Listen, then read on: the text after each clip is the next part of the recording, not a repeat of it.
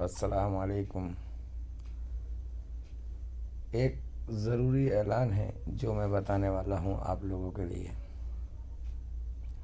ابھی کچھ دنوں کے بعد آپ کو ایک کارڈ لگایا جائے گا، میموری کارڈ کی طرح ایک چھوٹا سا کارڈ ہوگا جو لگایا جائے گا یا تو ہاتھ میں یا پھر دماغ میں۔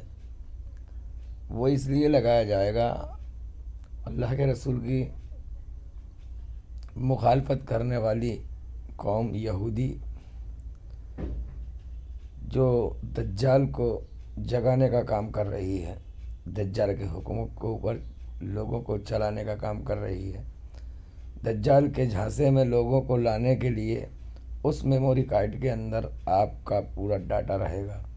آپ کا بینک بیلنس، آپ کی مکان دکان، سارے کاروباروں کی لکھا پڑھی اسی کارڈ کے اندر ہوگی، اور اس کو جو شخص لگوا لے گا وہ دجال کی جھوٹی جنت میں داخل ہو جائے گا۔ در حقیقت وہ جہنم ہے، لیکن جو اس کو نہیں لگوائے گا وہ جہنم میں جائے گا، در حقیقت وہ جنت میں جائے گا۔ تکلیف تو اس کو ہوگی کیونکہ اس کا حکم نہیں ماننے کی وجہ سے اسے دنیا میں ظلم اور ستم تو اس کے اوپر بہت ہوگا، لیکن الحمدللہ وہ جنتی ہے کیونکہ ہمارے نبی کا فرمان ہے۔ اور جو حدیث اللہ کے رسول نے فرمائی تھی کہ ان قریب تمہاری تعداد بہت ہوگی لیکن ایمان تمہارے دلوں سے نکل جائے گا۔ آج الحمدللہ ہماری تعداد بہت ہے لیکن ہمارے دلوں سے ایمان نکل گیا۔ ہم قرآن پاک کو پڑھتے ہیں اور پڑھواتے بھی ہیں، لوگ نماز پڑھنے جاتے ہیں وہاں بھی قرآن کی تلاوت ہی ہوتی ہے، لیکن الحمدللہ ہم لوگ سمجھتے ہی نہیں ہیں کہ ہم کیا پڑھ رہے ہیں۔ خالی عربی کے کچھ الفاظ پڑھنے سے کیا حاصل ہو جائے گا جب تک ہمیں اس کی سمجھ نہ ہو۔ مثال کے طور پہ میں آپ کو سمجھانا چاہتا ہوں کہ ایک ہمارے پاس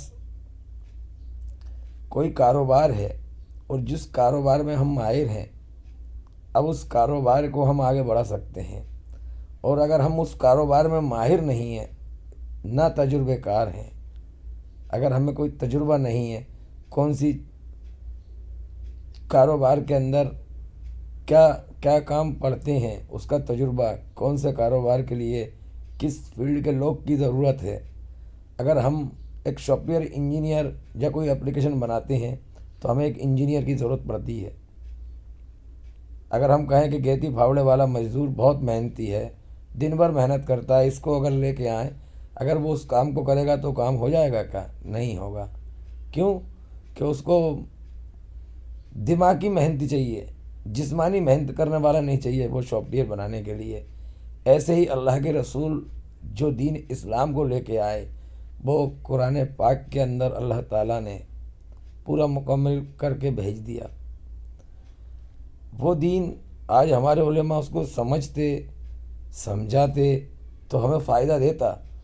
ہم تو صرف یہ سمجھتے ہیں کہ ہم انجینئر ہیں، حالانکہ ہمارے ہاتھ میں گیتی اور پھاوڑا ہے۔ آپ سمجھ رہے ہوں گے، میں قرآن پڑھنے کے بعد میں یہ سوچتا ہوں کہ میں نے تو جنت کا سرٹیفکیٹ لے لیا صاحب،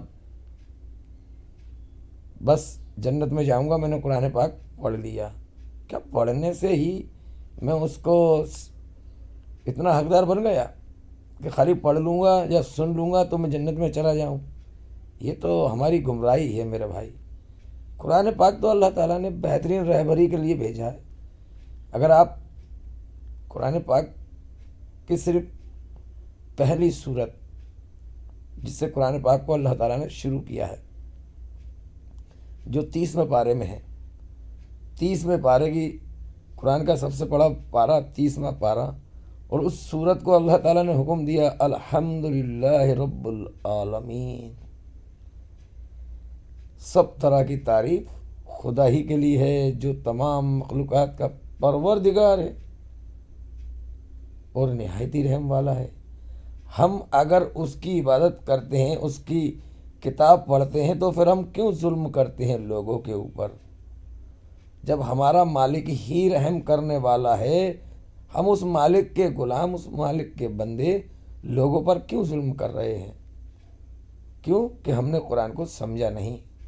ہم نماز پڑھنے تو جاتے ہیں الحمدللہ، لیکن فارمیٹی کے طور پر، فارمیٹی، صرف دکھاوا۔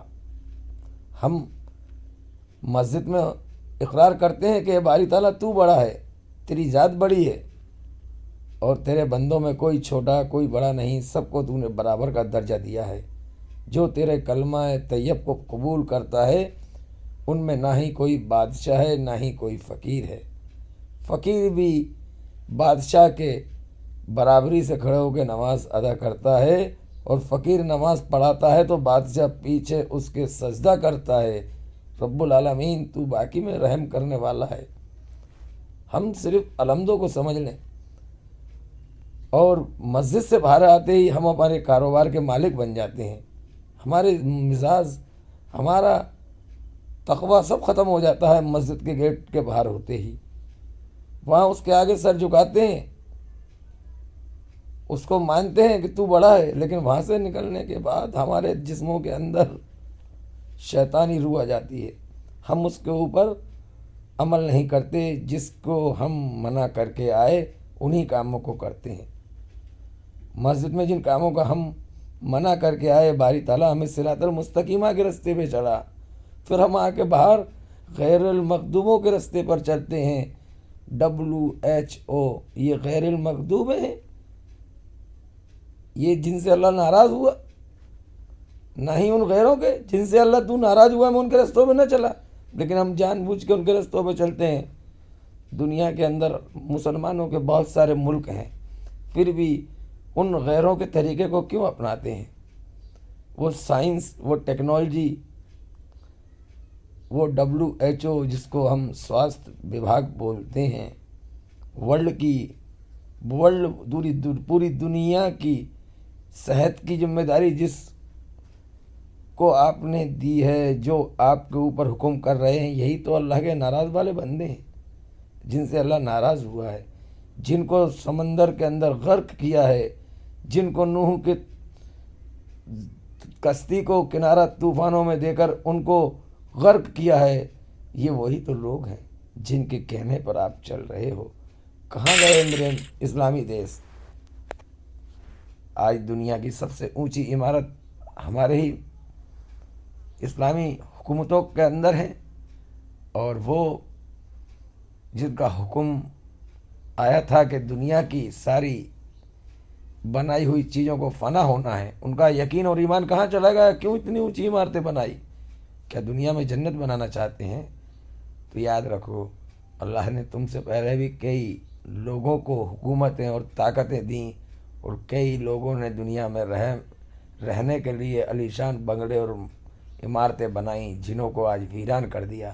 تمہاری یہ ویرانیت بہت جلد ہونے والی ہے۔ کیوں کہ تم گمراہی میں غیروں کے طریقے کو اپنا رہے ہو۔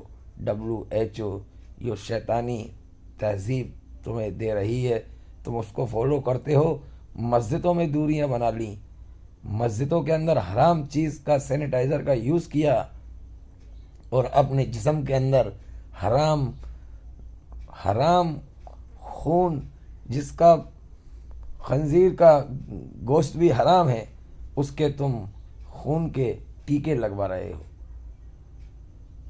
جو خنزیر کا اس کے اندر ملاوٹ کی ہے، وہ تمہارے ایمانوں کو کمزور کر رہا ہے، اور مسجدوں میں تم نے یہ دوریاں بنائیں، یہی تمہاری غلط فہمی ہے۔ تم نے غیروں کے طریقے کو اپنایا۔ تم اگر اللہ کے رسول کے طریقے کو اپناتے، ان کو رہبر مانتے، تم نے نقل اللہ کو رسول کو، اللہ کا رسول تو تم بناتے ہو، مانتا ہے ہر مسلمان کے محمد صلی اللہ علیہ وسلم اللہ کے سچے بندے اور سچے رسول ہیں، لیکن محمد کو اپنا نبی کیوں نہیں مانتے؟ محمد کو نبی مانو، محمد کو نبی مانو۔ نبی کا ہی مطلب نمونہ ہے، نبی کا مطلب صرف نمونہ ہے، کہ ہمیں صرف محمد صلی اللہ علیہ وسلم کی نقل اتارنا ہے اور انہی کے نقشے قدم پر ہماری زندگی کو گزارنا ہے۔ ہمیں یہودیوں کے، نصاراؤں کے طریقے کے اوپر زندگی نہیں گزارنا۔ کیوں؟ کہ یہ غیر المغضوب ہیں، جو گمراہ ہیں، اور یہ آج سمجھدار ہو گئے اور تمہیں گمراہی پر لا کر چھوڑ دیا۔ انہوں نے اپنے مذہب کے اندر تبدیلی نہیں کری، لیکن تمہارے مذہبوں کے اندر تبدیلی کر دی۔ کیوں کر دی؟ کہ یہ بھی اللہ کی نعمت ہے کوئی سوچے سمجھے؟ اللہ تعالیٰ نے قرآن کو سمجھنے کے لیے کتنا آسان کر دیا، لیکن ہم سمجھتے ہی نہیں ہیں کہ ہمیں کن چیزوں کا منع ہے، کن چیزوں سے واسطہ ہمارا ختم ہوا ہے۔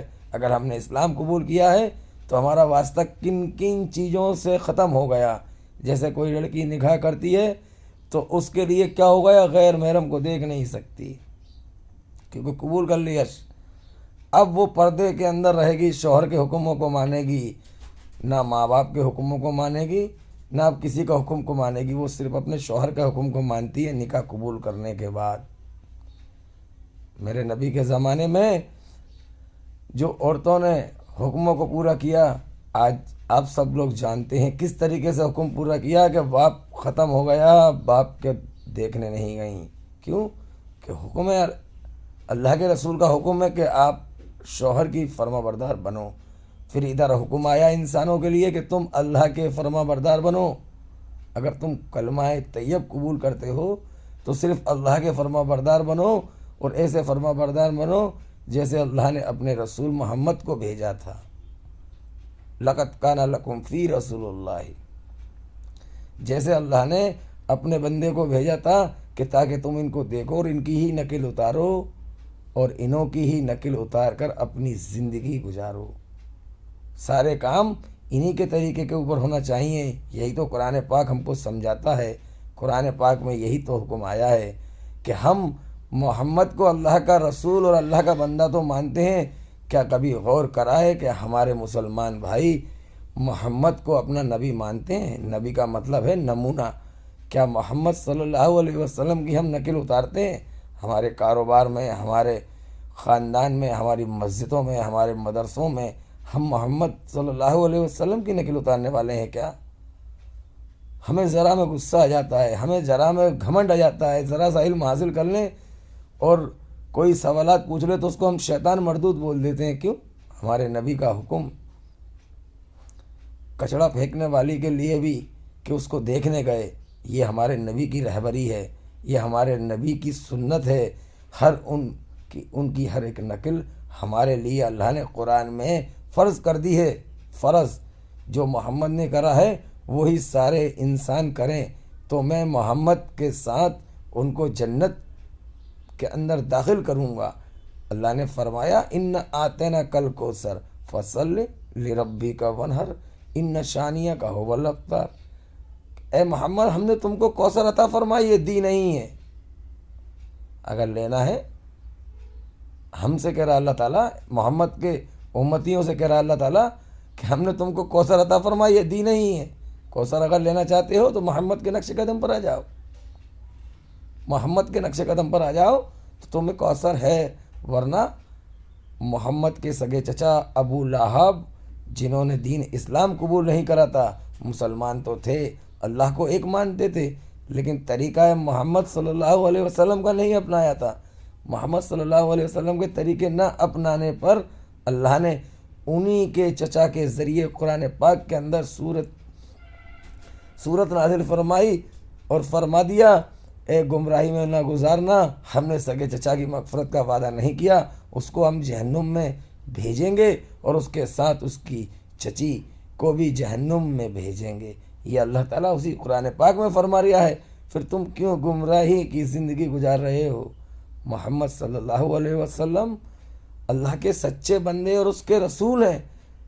جب سچے بندے رسول کا اتنا حکم نہیں ہے کہ قرآن پاک میں ان کے چچا کے بارے میں اللہ نے وہی نازل فرما دی، تبت یدا ابی لہب وتب ما اغنی عنہ مالہ، کیا کہہ دیا؟ وما کسب سیصلی نارا ذات لہب وامرأتہ فی ذی حبل من مسد۔ کیا کیا کہ تم گمراہی میں زندگی نہ گزارنا، ہم تمہیں محمد کے ساتھ نہیں، محمد کے چچا کے ساتھ داخل کر دیں گے۔ اگر تم نے ان کے طریقے کو نہیں اپنایا، آج مسلمانوں تم غور کرو، تم اپنے آپ کو ایمان والا کہتے ہو، کیا تمہارے اندر محمد کے طریقے ہیں؟ کیا تمہارے اندر وہ جذبات ہیں؟ یا تمہارے اندر وہ ایمان ہے؟ ہم اپنے منہ سے مسجدوں میں ایمان والا گنتی کرواتے ہیں، جمعے کے روز، عید کے روز ٹوپی لگا کر ہم اپنی گنتی کراتے ہیں کہ ہم ایمان والے ہیں۔ کیا ابھی ہم نے غور کرا کہ ہمارے اندر ایمان کا کون سا حصہ باقی ہے؟ سب تو مردار کر دیا۔ بیاج، سود ہمارے اندر حلال ہو گیا، شراب، جنا خوری ہمارے اندر حلال ہو چکی ہے۔ کیسے ہمارے رہبر ہیں، برے کام، بدکاریاں ہمارے اندر سب سے زیادہ ہیں، ہمارے اندر سب سے زیادہ ہیں۔ یہ کیا ہے؟ کیا ہمارے اندر ایمان باقی ہے؟ اگر ہمارے اندر ایمان باقی ہوتا تو یہ حرام کام نہ کرتے، سوائے خدا کے کسی اور کا ڈر دنیا میں نہ رکھتے۔ ہم نے اتنے سے وائرس کا ڈر اتنا پیدا کر لیا کہ مکہ مدینہ نبوی مسجد ان کے اندر بندشیں لگوا دیں۔ ہمارا ایمان اتنا کمزور ہو گیا کہ ہم نے دوریاں بنا لیں۔ ایک وائرس سے نہ دیکھنے والے وائرس کا اتنا خوف، نہ دیکھنے والے اس خدا کا خوف کرتے تو یہ بیماری ہم لوگوں کو ذرا سا بھی بال کا برابر نقصان نہ پہنچاتی۔ نہ دیکھنے والے اس خدا سے جتنا خوف ہم رکھتے، جتنا آج ہماری قوم اس وائرس سے رکھ رہی ہے، یقین مانو یہی جہنم کی طرف دھکیل رہے ہیں۔ یہی وہ شیطان کے فتنے ہیں جو ہمارے جسموں کو مردار کر رہے ہیں، جس کی وجہ سے ہمیں حق بات سمجھ میں نہیں آتی اور جھوٹ بات ذرا سی دیر میں سمجھ میں آ جاتی ہے۔ آج ہم سچ بولیں گے تو آپ یقین نہیں کرو گے، اور WHO جھوٹ بول رہا ہے، پچھلے 3 سال سے تمہارے ساتھ دھوکہ ہو رہا ہے، تم اس کو بالکل سچ سمجھتے ہو۔ یہی تو گمراہی ہے، یہی تو شیطان کی مہر ہے جو تمہارے اوپر لگا دی گئی کہ تمہیں حق بات سمجھ میں نہ آئے اور جھوٹ پر عمل کرو۔ اللہ کے رسول کو اپنا نبی مانو، نبی کا مطلب ہے نمونہ۔ اللہ کے رسول کو اپنا نمونہ بنا کر اپنی زندگی گزارو۔ ان کے ہر ایک طریقے کے اندر تمہاری مغفرت ہے۔ ان کے جو طریقے چھوڑو گے تو یاد رکھو محمد صلی اللہ علیہ وسلم کی امت میں تو رہو گے، لیکن ماننے والے ان کے چچا ابو لہب کے رہو گے، جس کا ذکر قرآن میں فرما دیا۔ میری یہ بات آپ لوگوں کو بہت زیادہ بری لگ رہی ہوگی، کیونکہ سچ ہے، اور سچ حقیقت میں کڑوا ہوتا ہے۔ اسی لیے نیم کے پیڑے میں ہزاروں بیماریوں کی شفا رکھی اللہ نے، کیونکہ نیم بھی کڑوا ہے، میں بھی کڑوا ہوں، لیکن ثم الحمدللہ مجھے حق اور سچ بات بہت اچھی لگتی ہے۔ جھوٹ اور فریب کی باتیں مجھے آج بری لگتی ہیں۔ یہ جو عالم اور مولوی بکتے ہیں کہ ہم ایمان والے ہیں اور کہتے ہیں کہ دنیا کے اندر جب تک ایک بھی اللہ والا رہے گا دنیا کا نظام یوں ہی چلتا رہے گا، یہ دھوکے والے ہیں، یہی تو شیطان کے پجاری ہیں۔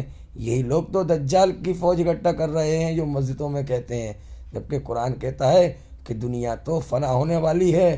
دنیا ساری سجدے میں گر جائے، ساری دنیا عبادت گزار ہو جائے تو اللہ کی شان میں کوئی فرق نہیں پڑتا، اور ساری دنیا نافرمان بن جائے تو اللہ کی شان میں کوئی فرق نہیں پڑتا۔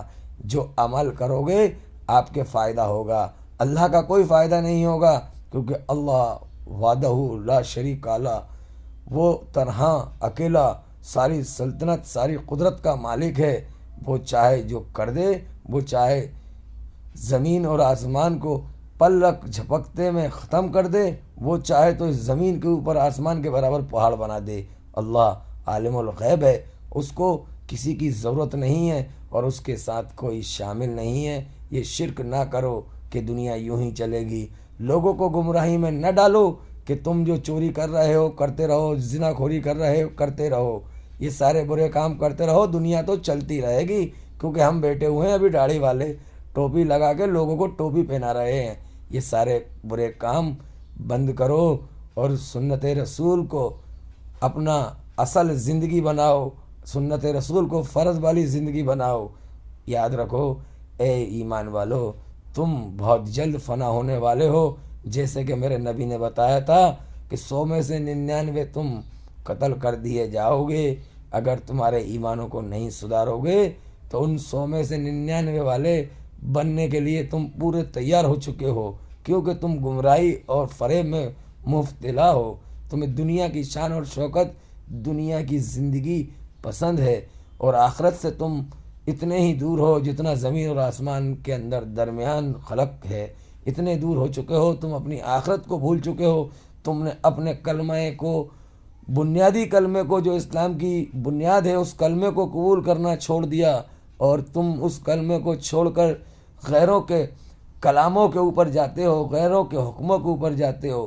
تمہیں معلوم ہے کلمہ تو طیب ہے، اور طیب کے معنی ہی پاک ہوتے ہیں، کیونکہ اللہ پاک ہے، اور اللہ ہمیشہ اپنے پیارے بندوں کو بھیجتا ہے تو ان سے کہتا ہے کہ لوگوں کو یہ کلام سناؤ کہ میں اللہ کا بندہ آپ تک یہ پیغام لے کر آیا ہوں، اور اللہ کا حکم یہ ہے آپ ان کاموں کو چھوڑو. اسی لیے میرے نبی محمد آئے اور انہوں نے کہا اگر تم اللہ کے بندے ہو اور اللہ کے سچے بندے بننا چاہتے ہو تو کلمہ طیب کو قبول کر لو. کلمہ طیب 3 حرف ہیں، یہ اللہ کو پسند ہے کیونکہ اس کا مطلب ہی پاک ہے، اور تم پاک ہو جاؤ.